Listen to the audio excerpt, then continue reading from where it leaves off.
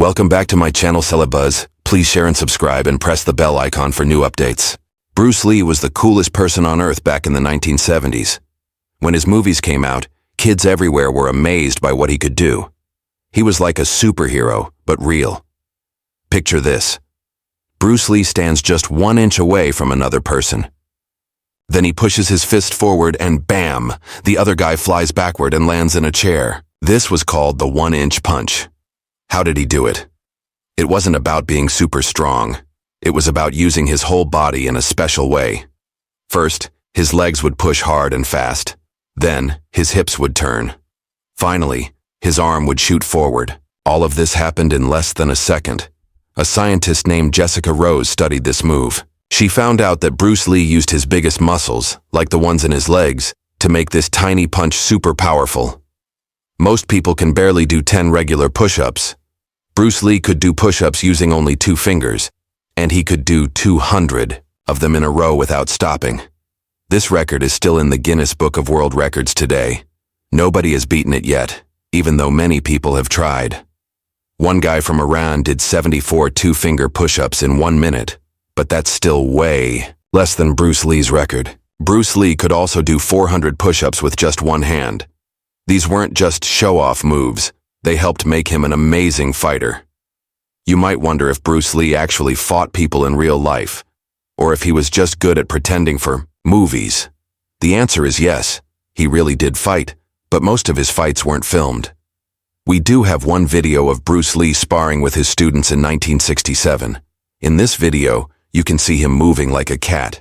He dodges every attack and hits his target every single time. He's calm and smart, always knowing what his opponent will do before they do it.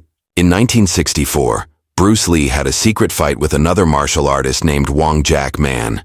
Only 13 people watched this fight, including Bruce Lee's wife Linda. Wong Jack Man was almost as tall as Bruce Lee, but weighed about the same. The fight had no rules, no referee, and no safety gear. According to Linda, Bruce Lee won the fight very quickly. Wong Jack Man tried to punch Bruce Lee, but Bruce was faster and hit harder. Wong even tried to run away, but Bruce caught him and won the fight. This fight made Bruce Lee realize he needed to train even harder to become the best fighter he could be. Bruce Lee is famous for using nunchucks, those 2 sticks connected by a chain. But here's a funny secret. He hated them at first. His friend, Dan Inosanto, kept telling Bruce to try nunchucks in his movies. Bruce thought they were useless junk. But Dan wouldn't give up, so Bruce finally tried them. Just 3 months later, Bruce Lee was swinging nunchucks like he'd been doing it his whole life. He used them in his movie Fist of Fury in 1971, and suddenly everyone thought nunchucks were the coolest weapon ever. There's even a video of Bruce Lee playing ping pong with nunchucks instead of a paddle. He beat a professional ping pong player while using this crazy weapon.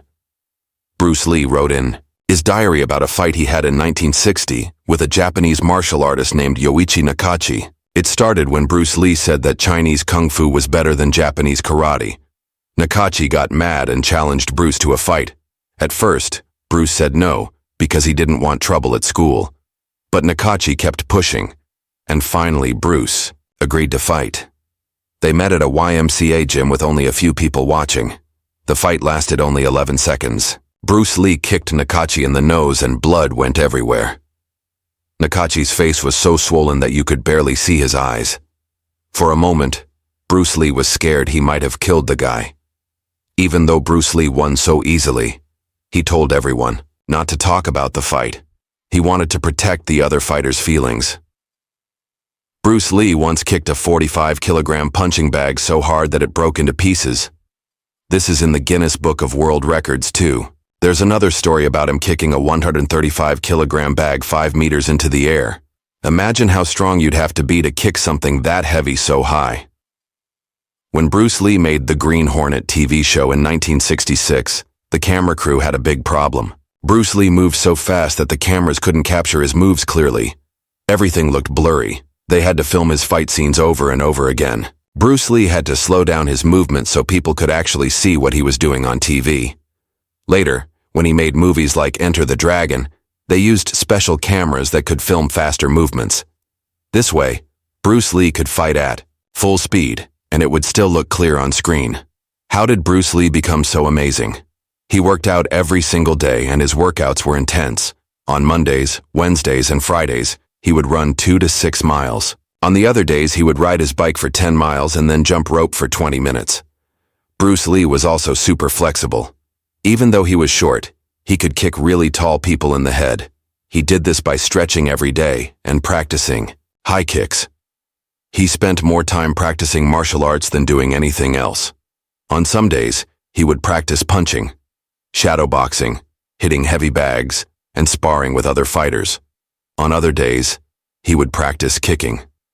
Bruce Lee also lifted weights, but not to look like a bodybuilder. He wanted to build the exact muscles he needed for fighting. One of the coolest things Bruce Lee ever did was play ping pong with nunchucks. Instead of using a regular paddle, he used his nunchucks to hit the ball back and forth. He played against a professional ping pong player and actually won. This shows how amazing his reflexes were and how well he could control the nunchucks. Bruce Lee wasn't just strong or fast. He was smart about fighting. Instead of learning just one type of martial arts, he learned many different styles. Then he mixed them together to create his own special way of fighting called Jeet Kune Do.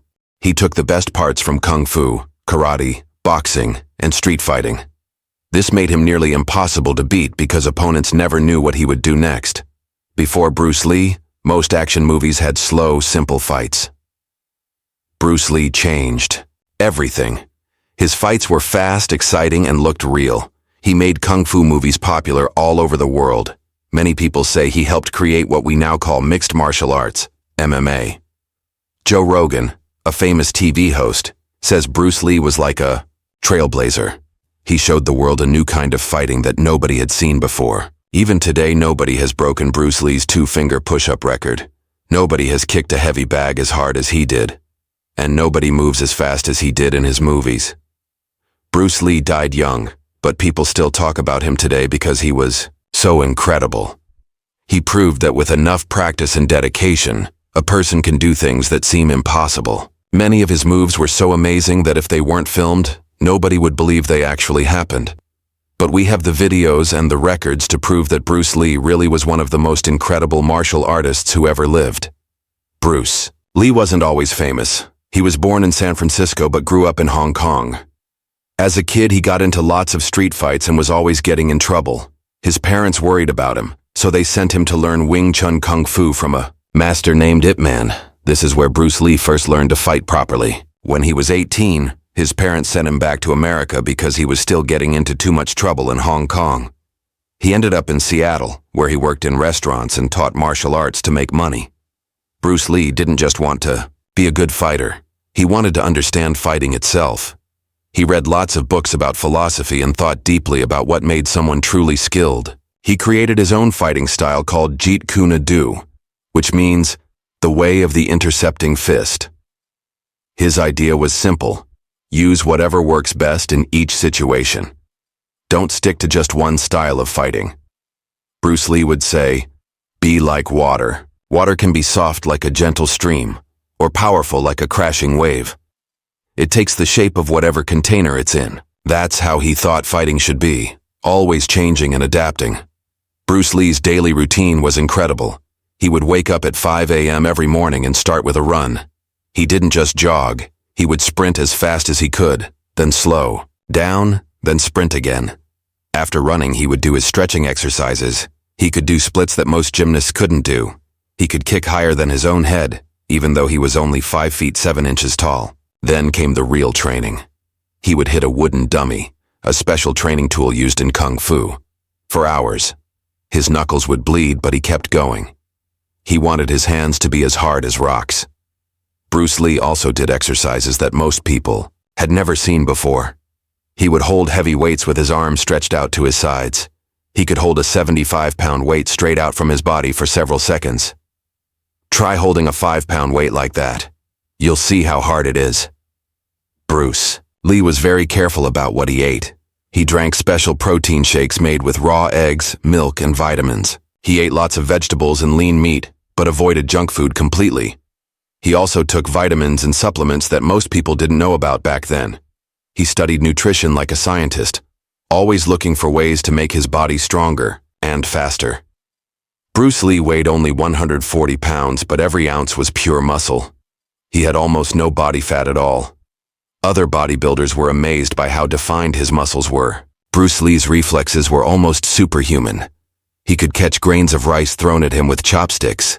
He could grab coins out of people's hands before they could close their fists.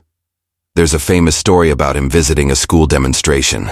A martial arts master tried to show off by throwing a punch at Bruce Lee without warning.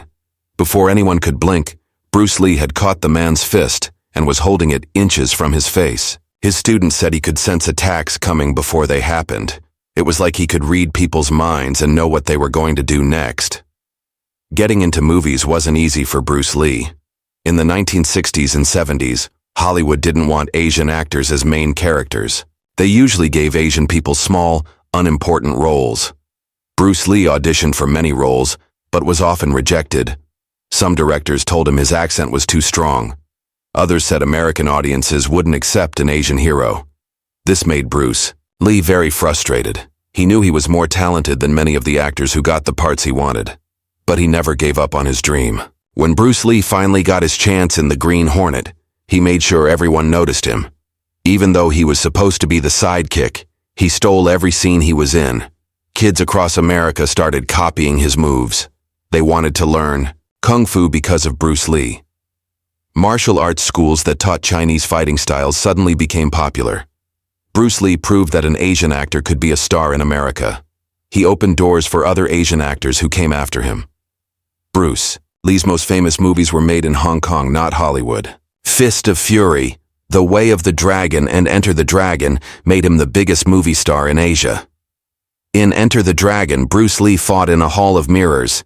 This scene is still copied in movies today. He also fought Chuck Norris in the Roman Colosseum scene from Way of the Dragon. These fights looked so real that people thought the actors were actually trying to hurt each other. But Bruce Lee was always careful not to really hurt his co-stars, even though he could have easily beaten them in a real fight. Bruce Lee died suddenly in 1973 when he was only 32 years old. He was at the height of his fame and had just finished Enter the Dragon. The official cause was brain swelling, but many people have different theories about what really happened. Some think he was poisoned. Others believe he worked himself too hard. What everyone agrees on is that Bruce Lee's death was a huge loss to the world. He had so much more to give, and we'll never know what amazing things he might have done if he had lived longer. Today, more than 50 years after Bruce Lee's death, people still study his fighting techniques. Mixed martial arts fighters watch his movies to learn from his style. Video games, movies, and TV shows still feature characters based on Bruce Lee. His famous yellow tracksuit and nunchucks are instantly recognizable around the world. Bruce Lee proved that size doesn't matter if you have skill, speed, and intelligence. He showed that anyone can become great if they work hard enough and never give up on their dreams.